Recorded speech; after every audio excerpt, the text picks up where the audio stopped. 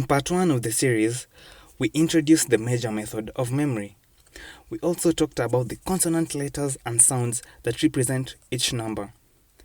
In this video, we'll go over the rules behind this method that ensures it works like a charm.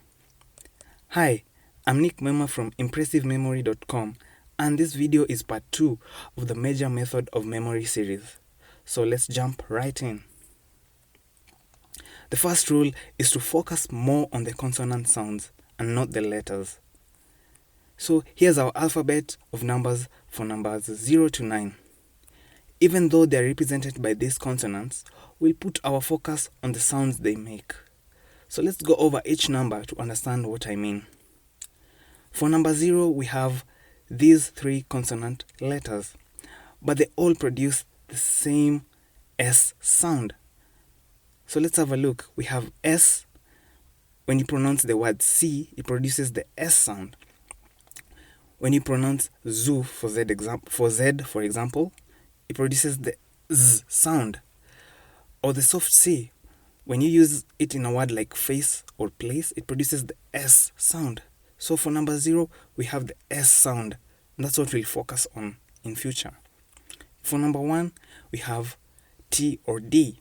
But when you look deeper, they produce the T or the D sound.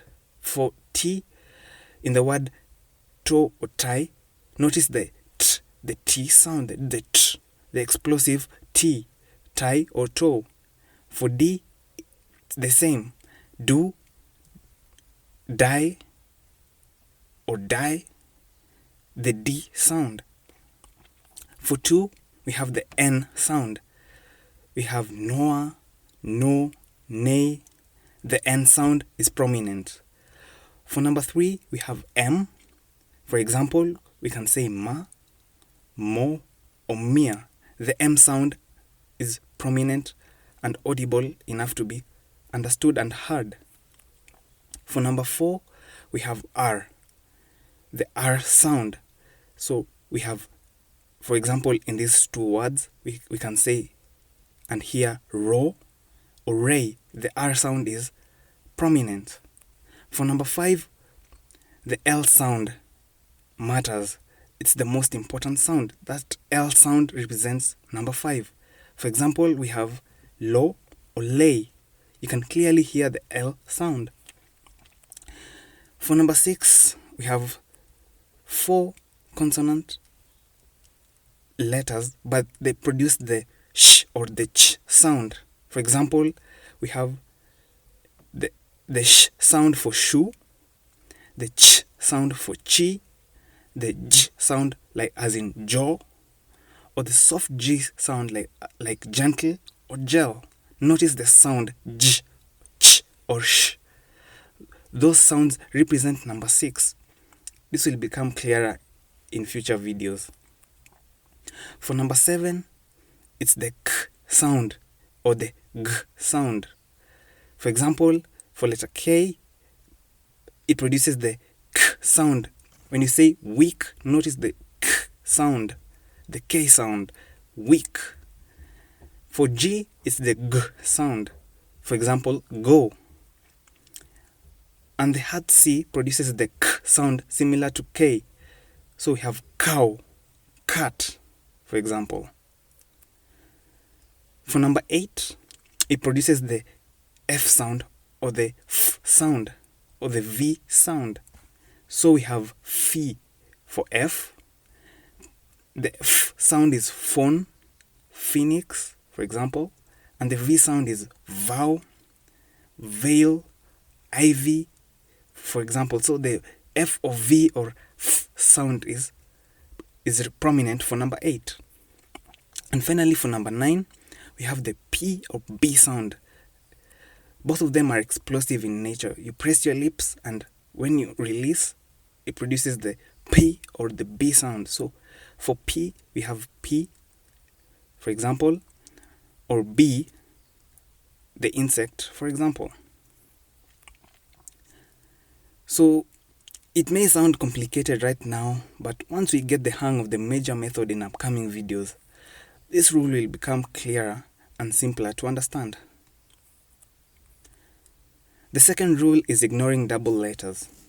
Let's look at 3 example words that have double letters in them. We have an egg, a bull, and a dress. If you look at the word egg, there's a double G, and the G is pronounced as a hard G. Looking at our list, a hard G represents the number 7. Ignoring the double G, an egg can be used to represent number 7.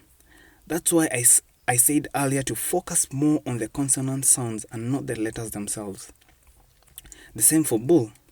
For bull, we have the sound B and the sound L. Looking at our alphabet, B stands for 9 and L stands for 5. Putting them together and disregarding the double letter, we have number 95. So every time you see number 95, always picture a bull in your mind. If this isn't clear right now, you'll understand this point in a future video where we look at a list of numbers 90 to 99. So hang on for a moment. And finally, we have a dress. D stands for 1, R represents 4, and the double letter S is 0 when we ignore the double letter. That forms number 140. Imagine seeing this number and picturing a beautiful dress in your mind. Double letters are ignored when the sound they produce sounds the same. Again, focus more on the consonant sound. The third rule is disregarding vowels and silent letters. Using those same 3 examples, each word had a vowel. In egg, it's E. In bull, it's U. And finally, in dress, it's E. Vowels don't represent any number. That's a rule. Instead, they used to form words for consonants. For example, we have these 2 consonant letters, B and L. How many words can we form without any vowels? Personally, I can't think of any, which is why we need the help of vowels to form words for these 2 consonants.